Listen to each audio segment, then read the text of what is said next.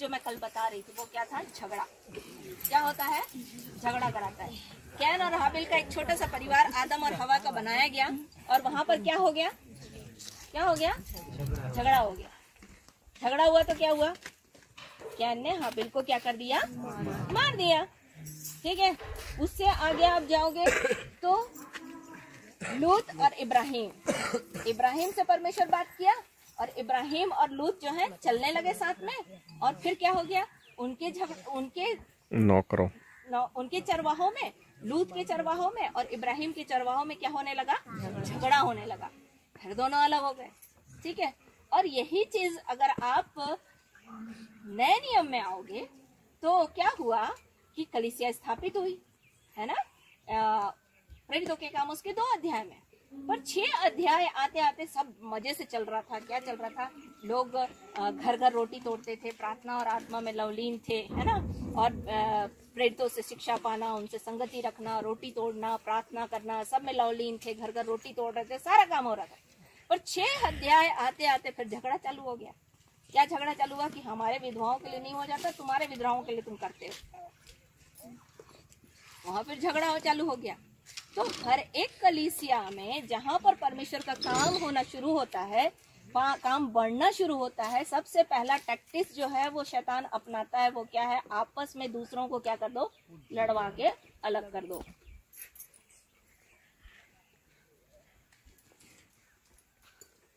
मैं कल समझा रही थी, थोड़ा सा उसको छूंगी। मूसा और हारून को परमेश्वर खड़ा किया 6 लाख लोगों की अगुवाई करने के लिए, है ना? 6 लाख केवल पुरुष थे जिनको लेकर के मूसा और हारून चले। ये दोनों भाई थे। परमेश्वर बुद्धिमान था। ठीक है, दोनों भाइयों को बोला अलग अलग रहेंगे ना तो इन लोग नहीं चल सकते साथ, इसलिए क्या करता हूँ? भाई भाई को तैयार कर देता हूँ। क्योंकि मूसा जब बोला 3 अध्याय में कि भैया मैं तो बोलने में भद्दा हूँ, 4 अध्याय में कि मैं तो नहीं कर सकता, तो क्या किया? परमेश्वर बोलता तेरा भाई हारून नहीं है, आ रहा है, तू उसके साथ जाना। और परमेश्वर का वचन ये बोलता है कि हारून को मैं तेरा मुंह ठहराऊंगा और तू हारून के लिए क्या ठहरेगा? परमेश्वर ठहरेगा। परमेश्वर ठहरेगा। ठीक है, मैं तेरे से बात करूंगा, तू किससे बात करना? हारून से बात करना। तो ये चीज हुई। परमेश्वर ने मूसा और हारून को ले जा करके क्या किया? इजरायलियों को छुटकारा दिया। और फिर इजरायलियों को जब लेकर आया तो जब 32 अध्याय में आए तो इन लोगों ने बछड़ा बना लिया। कौन बनवाया? हारून बनवाया। ठीक है, इजरायली जब आकर बोलने लगे, क्योंकि मिली जुली भीड़ थी, उन लोगों ने बछड़ा और देवता देखा था, तो उन्होंने आकर के बोला कि भैया ऐसा कर, मूसा ये कहाँ चला गया, हमको पता नहीं, वो ऐसा कोई देवता बना दे जो हमारी अगुवाई करे। तो मूसा हारून ने बोला ठीक है, अपना अपना बाली वाली जो भी है, सोना वना है, उसको नितार के ले आओ, तो क्या करूंगा? मैं देवता बनाऊंगा।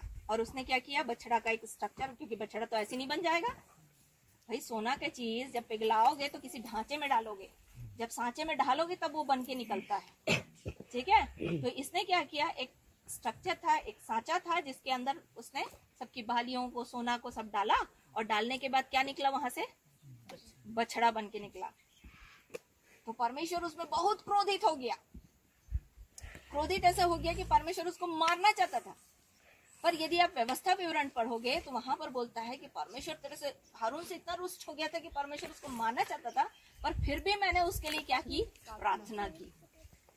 यदि आप 12 अध्याय आओगे तो मूसा और हारून और मरियम जब साथ चल रहे थे तो हारून और मरियम उसके ऊपर एलिगेशन लगाने लगे, उसके ऊपर दोष लगाने लगे। किसके ऊपर? मूसा के ऊपर, कि भैया ये तो क्या कर दिया, एक दूसरी स्त्री से क्या कर दिया, इसने विवाह कर लिया। तो मूसा ने जवाब दिया। कौन जवाब दिया? परमेश्वर बोला कि भैया तुम लोग से मैं तो बात करता हूँ, पर उससे तो भैया आमने सामने मेरी दोस्ती है। मैं मूसा तुम्हारे पृथ्वी में इतना नम्र व्यक्ति है कि मैं उससे आमने सामने दोस्त की तरह बात करता हूँ। तो उससे हिसाब कौन ले रहा था? परमेश्वर ले रहा था। तो मैं आपको बता रही थी कि परमेश्वर उससे नाराज था, पर परमेश्वर ने क्या कर दिया? उसको एक दूसरे की प्रार्थना से क्या होता है? तुम चंगे हो जाओगे बोलता है ना? तो मूसा ने क्या किया? हारून के लिए प्रार्थना की, मरियम के लिए भी प्रार्थना की, पर परमेश्वर बोला ना ना ना ना, यदि तेरा इसका बाप भी इसके ऊपर थूका होता तो भी इसको 6 दिन क्या होना पड़ता, 7 दिन छावनी से बाहर रहना पड़ता। तो इसको तो मैं बाहर करूंगा ही, बाहर कर दिया। ठीक है, तो मुख्यतः मैं आपको बताना चाह रही हूँ कि झगड़ा आता क्यों है। ये शैतान का एक हथियार है। ठीक है, इसलिए कल मैं आपको समझा रही थी, जैसे नीति वचन उसका 18 अध्याय, नीति वचन उसका 18 अध्याय 17 अध्याय 14 पद, 17 अध्याय 14 पद। झगड़े का आरंभ बांध के छेद के समान है, झगड़ा बढ़ने से पहले उसको छोड़ देना उचित है। क्या बोलता है, फिर से बोलो। झगड़े का आरंभ बांध के छेद के समान है, झगड़ा बढ़ने से पहले उसको छोड़ देना उचित है। ये किसके समान है, किसके समान है, बांध के छेद के समान है। और जब छेद कैसे होता है बताओ तो, छोटा सा होता है। छोटा सा, छेद कैसा होता है, छोटा सा, छोटा सा होता है। और जब छोटा सा होता है तो क्या करते हो, उसमें से पानी निकलना शुरू होता है, बह जाता है, तो टिकता नहीं। तो ये झगड़ा जो है ना, ये छेद है कलीसिया का, और इससे अगर निकला तो सारी आशीष क्या हो जाती है, ड्रेन हो जाती है, खत्म, निकल जाती है। क्योंकि परमेश्वर वचन में बोलता है, भजन संहिता 133 अध्याय पढ़ रहे थे अपन, कि क्या ही भली और मनोहर बात है कि भाई लोग आपस में मिले रहे। ये उस उत्तम तेल के समान है जो हारून के सर पर डाला गया, उसके दाढ़ी से बढ़कर उसके वस्त्र के छोर तक पहुंच गया। ये उस ओस के समान है जो सियोन के पहाड़ों पर गिरती है। परमेश्वर ने वही सदा के जीवन की आशीष रखी है बोलता। तो वो जो ड्रेन होता है वो क्या होता है, आशीष क्या हो जाती है, ड्रेन हो जाती है। कलीसिया के पास जो अभिषेक और जो आशीष और जो काम रहता है वो सब क्या हो जाता है, बह जाता है। समझ रहे हैं? तो ये क्यों होता है, चलो निकालो नीति वचन उसका 13 अध्याय। आप पढ़े होगे, मैं केवल दिखा रही हूँ आपको। नीति वचन उसका 13 अध्याय 10 पद पढ़ो। झगड़े रगड़े केवल अहंकार ही से होते हैं, परंतु जो लोग सम्मति मानते हैं उनके पास बुद्धि रहती है। क्या बोलता है, अहंकार। अहंकार के कारण क्या होता है, अगर एक व्यक्ति के पास अहंकार आया तो झगड़ा तो डेफिनेटली होना ही है। इसलिए हमको किससे बचना है, किससे बचना है, किससे बचना है, अहंकार से बचना है। ठीक है, नीति वचन उसका 15 अध्याय 18 वचन पढ़ो। क्रोधी पुरुष झगड़ा मचाता है। कौन मनुष्य झगड़ा मचाता है, क्रोधी मनुष्य। तो अगर आपके पास क्रोध है, क्या बोलता है, क्रोध तो करो पर पाप मत करो। अगर मान लो आपके मेरे जीवन में क्रोध आ भी गया तो सूर्यास्त होने तक क्षमा हो जाना चाहिए, उसको लेके अंदर बैठना, क्योंकि फिर शैतान को अवसर मिल जाएगा। ठीक है, अरे उसने मेरे को ऐसा बोला, अब क्या हो जाएगा, गुस्सा आ गया। गुस्सा आ गया तो क्या हो गया, झगड़ा होगा, है ना। तो शैतान ये चाहता है कि हम इस बात को महसूस करें। जैसे कोई बोलते हैं ना, अरे तेरा ये हो जाए, तेरे को एक डंडा मारूंगा, तो दूसरे को लगता है कि उसको मार दिया, तो बोलता है अच्छा मेरे को मारेगा, मैं तेरे को बताता हूँ। अभी मारा नहीं है, चोट नहीं लगी है, पर ऐसा लगता है कि सारा दुनिया उसका खत्म हो गया, अब मैं कैसे उसके ऊपर वार करूं। ठीक है, तो क्या बोलता है, क्रोध जो है वो झगड़े को लाता है। तीसरी चीज निकालो मेरे साथ, नीति वचन उसका 16 अध्याय 28 पद। टेढ़ा मनुष्य बहुत झगड़े को उठाता है।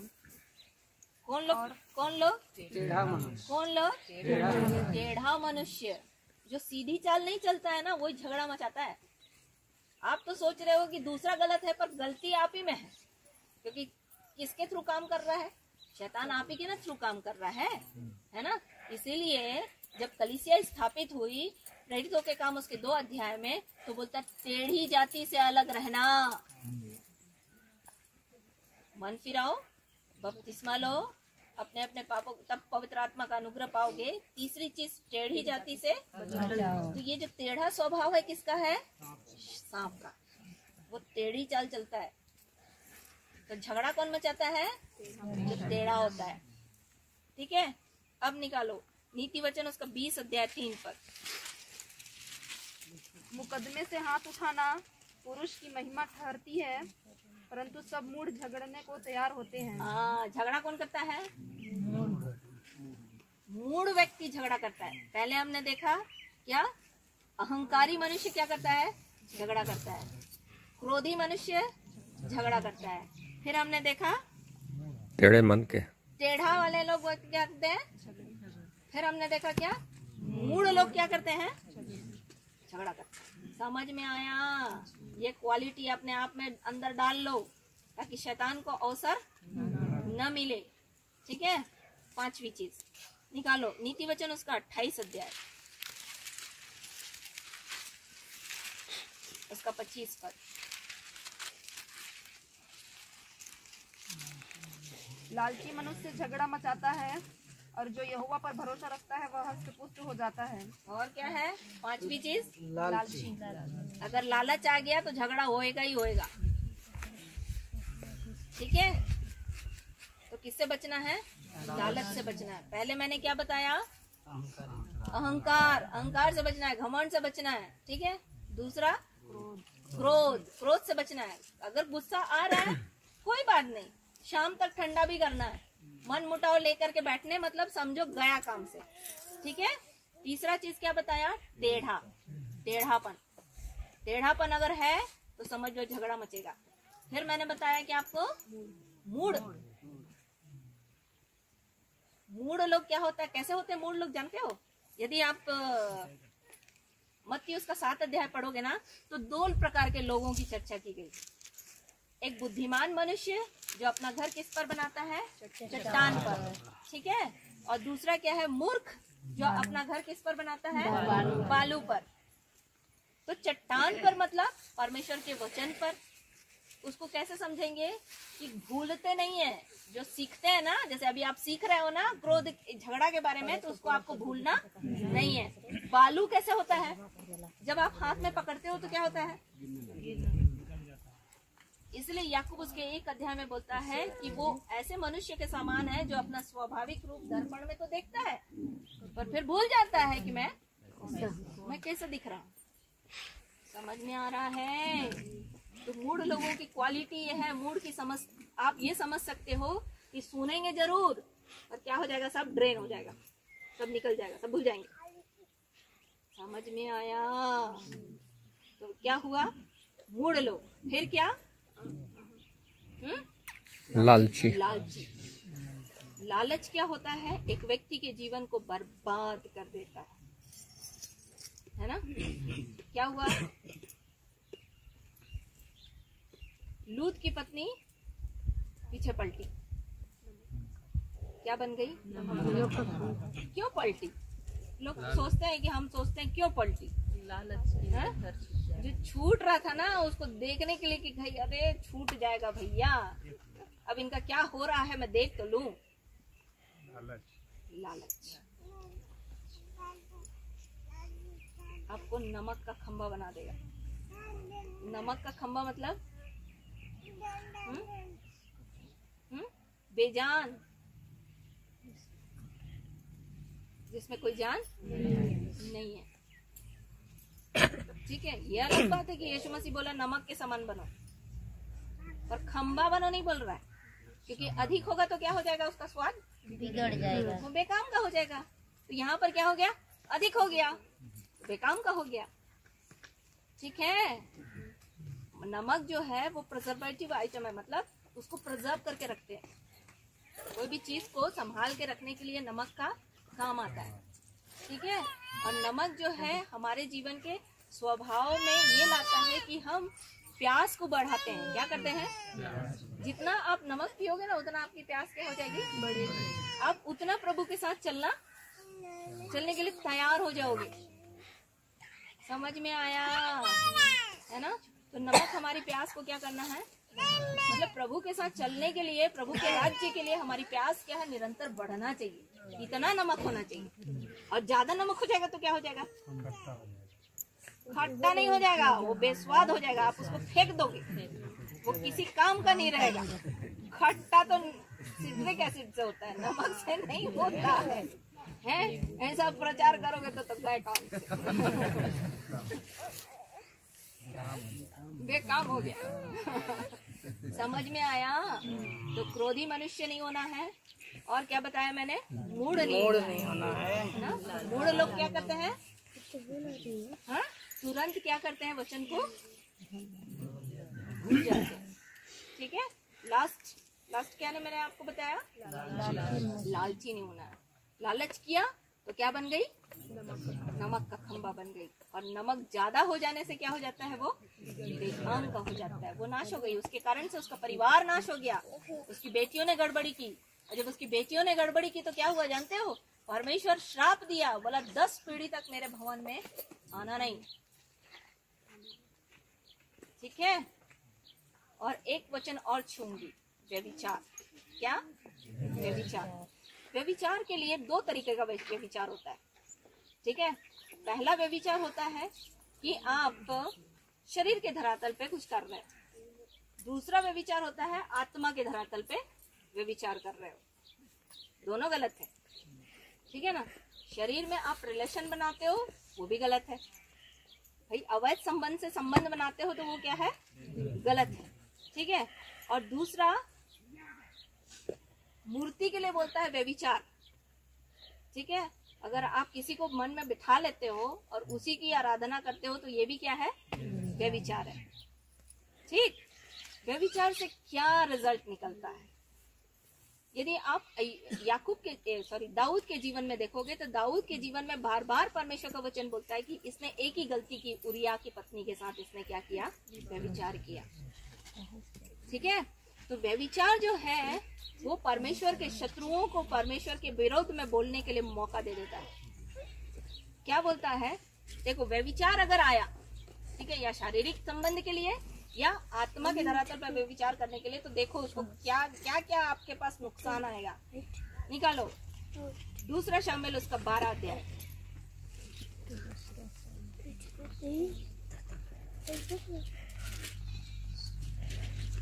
दूसरा शामिल उसका 12 अध्याय। 11 अध्याय में गड़बड़ी हुई, 12 अध्याय में नातान नबी आकर उससे बोला तो क्या बोलता है परमेश्वर? 8 पद से पढ़ते जाओ। फिर मैंने तेरे स्वामी का भवन तुझे दिया और तेरे स्वामी की पत्नियां तेरे भोग के लिए दी, और मैंने इज़राइल और यहूदा का घराना तुझे दिया था, और यदि यह थोड़ा था तो मैं तुझे और भी बहुत कुछ देने वाला था। पहली चीज, जब हम व्यभिचार करते हैं तो हम अपने आशीषों को क्या कर देते हैं? सीमित कर देते हैं। जो परमेश्वर देने वाला चाहता है ना, वो क्या कर देता है? सीमित कर देता है। यीशु मसीह, परमेश्वर ने बोला मैं तुझे और भी बहुत कुछ देने वाला था, पर अब नहीं दे सकता क्योंकि तूने ये क्या कर दिया? गड़बड़ी कर दी। पहली चीज, आप अपनी आशीष को सीमित कर देते हो, छोटा कर देते हो। अब परमेश्वर विवश हो जाता है कि आपके लिए न करे। ठीक है। दूसरी चीज, 12 पद। तूने तो नहीं 11 पद पढ़ो। यहोवा यो कहता है, सुन, मैं तेरे घर में से विपत्ति उठाकर तुझ पर डालूंगा। क्या बोलता है? मैं तेरे घर में से विपत्ति डालकर क्या करूंगा? अब क्या आएगा? क्या आएगा? क्या आएगा? इसके लिए भी आपको और मेरे को तैयार रहना है। अगर हम व्यभिचार कर रहे हैं तो दूसरी चीज क्या है? विपत्ति के लिए भी तैयार रहना है हमको। पहली चीज मैंने आपको बताया, आप अपनी आशीष को सीमित कर रहे हो, परमेश्वर अब आपको और दे नहीं सकता। दूसरी चीज, आप अपने विपत्ति के लिए तैयार हो जाओ, क्योंकि आने वाले समय में अगर मैं और आप ये पाप कर रहे हैं तो हम विपत्ति के लिए भी तैयार रहें, क्योंकि वो जल्द आने वाली है। ठीक। 12 पद। तूने तो वह काम छिपा कर किया, पर मैं यह काम सब इजरायलियों के सामने दिन दोपहर कराऊंगा। आप छिप कर रहे हो, आपको पता नहीं है। ठीक है। यीशु मसीह बोलता है कि उस समय तो ऐसा था कि संबंध बनाना ना, शारीरिक संबंध बनाना, पर यीशु मसीह के सेवा काल में प्रभु यीशु मसीह ने उसको विराट रूप दे दिया कि अगर तू आंख से भी गलत कुदृष्टि डाल दिया, मतलब तू क्या कर लिया, मतलब आपको अपनी नजर में भी ये नहीं लाना है कि आप किसी के साथ क्या करो, परमेश्वर की नजर में व्यभिचार करो। ठीक है, समझ में आ रहा है ना? तो परमेश्वर क्या बोल रहा है, तू तो ये छिप कर रहा हूँ, आने वाले समय में इसको मैं क्या करूंगा, खोल के करवाऊंगा। और आपको मालूम दाऊद ने तो छिप कर किया था, उस स्त्री को बुला लिया था, उरिया की पत्नी को, पर उसका बेटा अबशालोम जो क्या अहीतोपेल था, उसका जो सम्मति देने वाला था, उसने उसको सलाह दी कि तू भैया महल में छत के ऊपर टेंट लगा दे और वहां तू जा स्त्रियों के साथ में विचार कर। तो सारा इजराइल उस चीज को क्या कर दिया, देख लिया। तो आप जो कर रहे हो ना, उसको अपने बच्चों के लिए तैयार रखो कि जो आप छिप के कर रहे हो, आपके बच्चे उसको खुल के करेंगे। समझ में आ रहा है?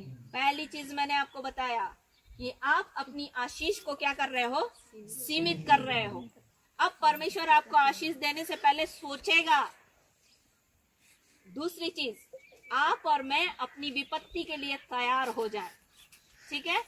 तीसरी चीज क्या बोलता है, तूने तो ये काम छिप कर किया है, मैं तेरे बच्चों से क्या करूंगा, खुल के करवाऊंगा। तो जो चीज आप याद रखिए, जो छिप कर रहे हैं, वो आने वाले समय में बाहर ओपनली किया जाएगा। और इनको ये किसके लिए आप बोल रहे हो, तो ये अपने बच्चों के लिए बोल रहे हो। आप इतना प्रॉपर्टी बना के जा रहे हो, किसके लिए जा रहे हो? आप तो लेके जाओगे नहीं, कौन उसमें रहेगा? तो आप जो गलत काम कर रहे हो, उसका भी हर्जाना किसको भुगतना पड़ेगा? भाई उनको ही ना भुगतना पड़ेगा, है? कौन खाएगा उसको? भाई शरीर के धरातल पे जो बो के जा रहे हो, उसको वो खा रहे हैं, तो आत्मा के धरातल पे जो बोगे उसको भी तो वही खाएंगे। समझ में आ रहा है? ठीक है, चलो आगे पढ़ो। 13 पद। तब दाऊद ने नातान से कहा, मैंने यहोवा के विरुद्ध पाप किया है। नातान ने दाऊद से कहा, यहोवा ने तेरे पाप को दूर किया है। अरे प्रभु क्षमा करने के लिए तैयार है। कैसे?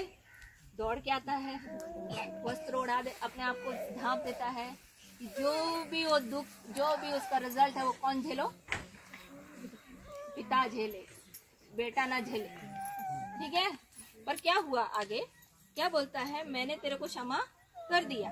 और 14 पद बोलता, तो भी तूने इस काम के कारण यहोवा के शत्रुओं को तिरस्कार करने का तूने क्या कर दिया, अवसर दिया।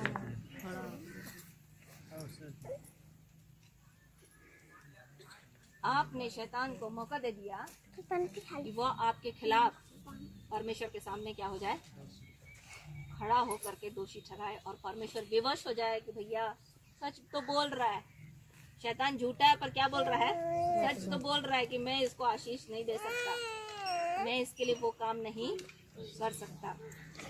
आपको पता, उसके बाद दाऊद की गलतियों के कारण से सुलेमान की गलतियों के द्वारा रहोबियाम को, और रहोबियाम की गलती के कारण से पूरे इजराइल को, एक पूरी कौम को उसका दंड भोगना पड़ा।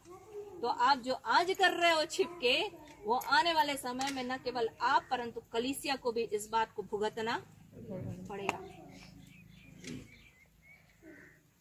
कलीसिया को भी इस बात को भुगतना पड़ेगा। न केवल कलीसिया को, पर पूरी सार्वभौमिक प्रभु की दुल्हन को इस बात को झेलना पड़ेगा,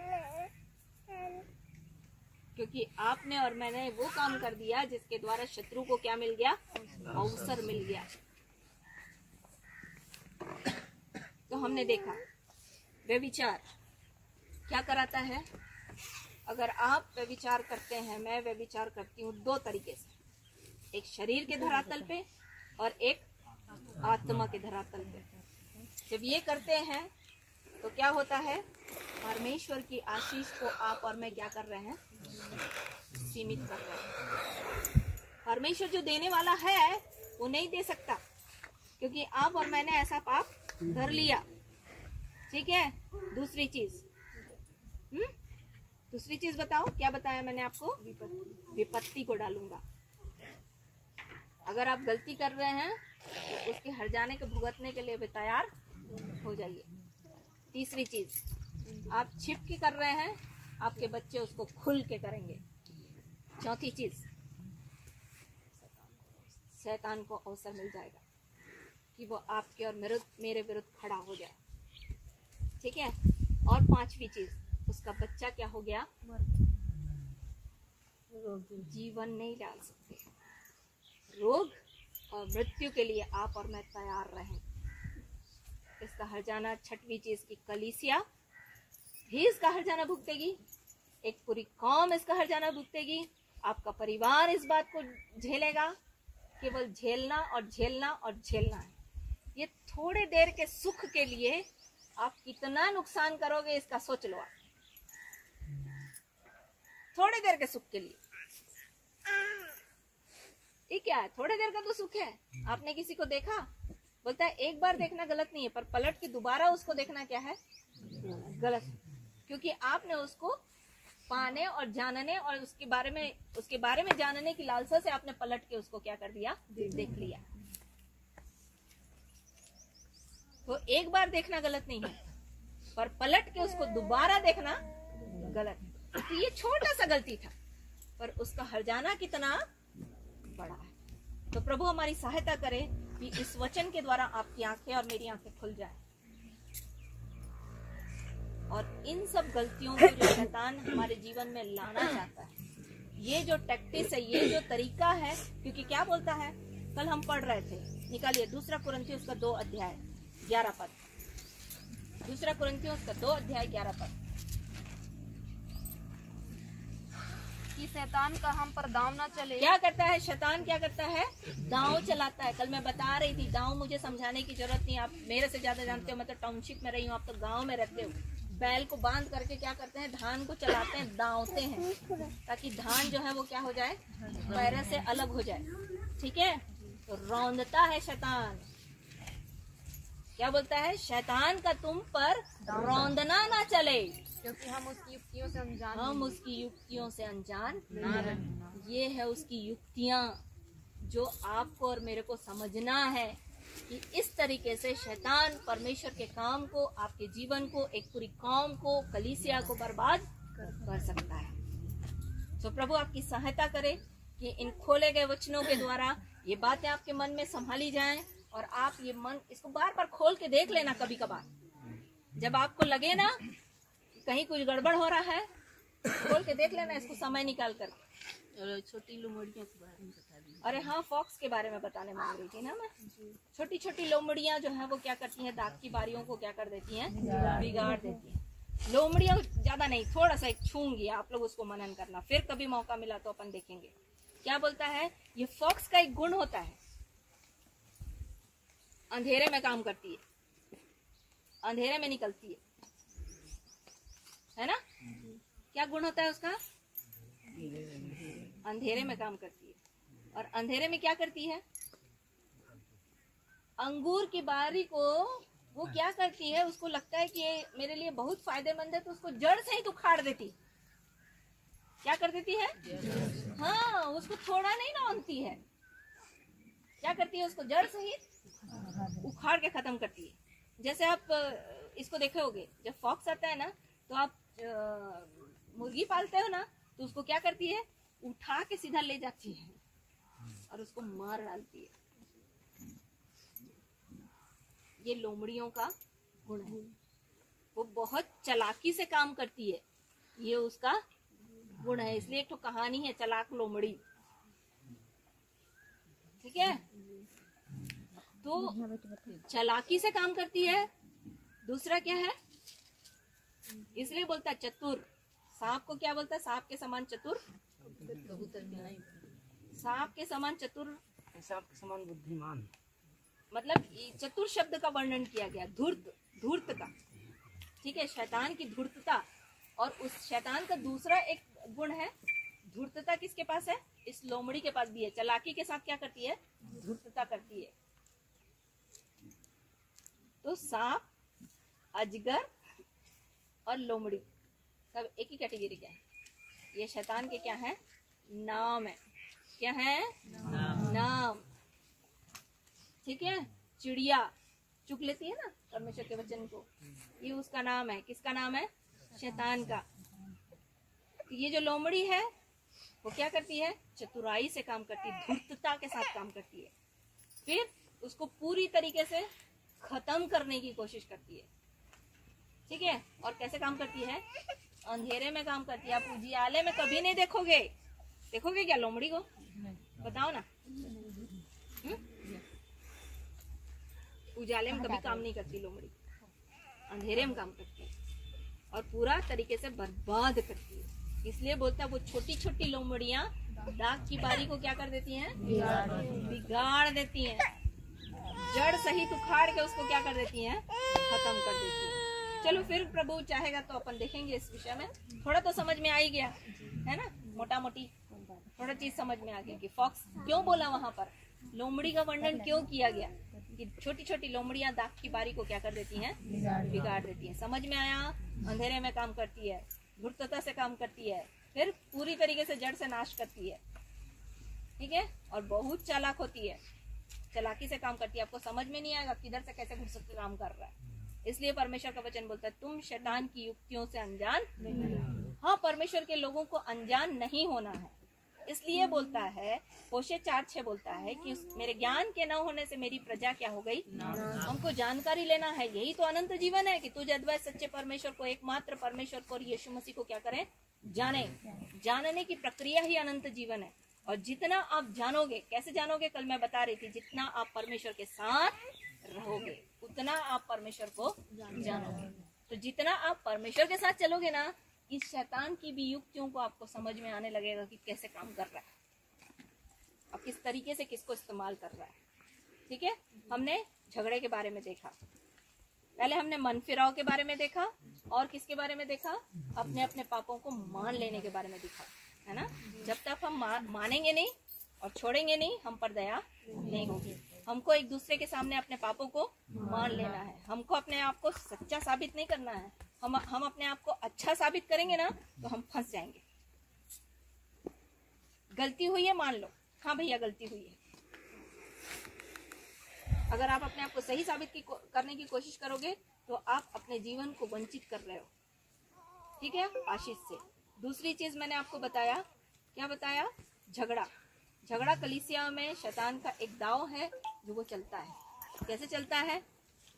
क्रोध के द्वारा, अहंकार के द्वारा, टेढ़ी चाल चल के, है ना। और क्या बताया था? लालची और मूढ़ता के द्वारा। ठीक है? फिर एक विषय हमने देखा बहुत जल्दी, व्यभिचार। व्यभिचार यदि हम कर रहे हैं तो दो तरीके से व्यभिचार होता है, एक शरीर का व्यभिचार और एक आत्मा का व्यभिचार। बहुत सारे लोग, बाइबल बोलती है, लोग अपने आप को सही तो समझते हैं पर यहोवा ही मन को क्या करता है? तौलता है, बोलता है।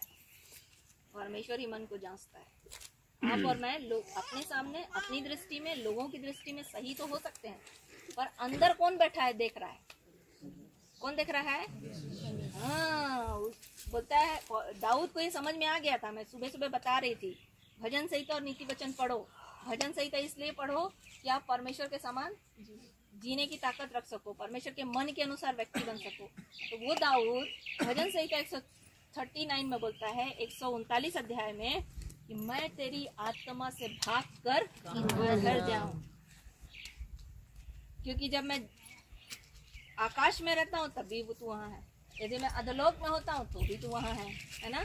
यदि मैं भोर की किरणों से चढ़कर समुद्र में जा बसूं तो भी तू वहाँ है।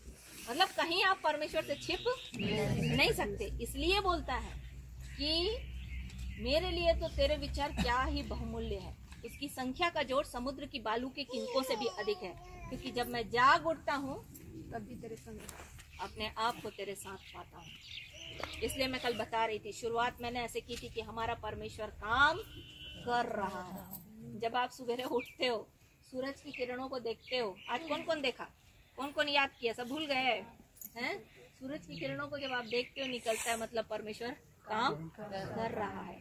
जब आप सांस चल रही है देखते हो, मतलब परमेश्वर काम कर रहा है। अभी यहाँ है तो हमको इधर हिलने जुलने की जरूरत नहीं है, अन्य भाषा बोलने की जरूरत नहीं। पवित्र आत्मा आओ आओ आओ मेरे जीवन में काम करो, प्रभु आपकी उपस्थिति दो। नहीं, प्रभु उपस्थित है क्योंकि आप जिंदा है। आपकी सांस चल रही है, ठीक है, तो परमेश्वर आपके साथ है और प्रभु काम कर रहा है। इसलिए मैं एक विषय हमेशा बोलती हूँ, प्रचार करती हूँ कि जब आप सोचते हैं, मैं सोचती हूँ कि परमेश्वर काम नहीं कर रहा, तब भी परमेश्वर काम कर रहा होता है, क्योंकि परमेश्वर जीवित परमेश्वर है। आइए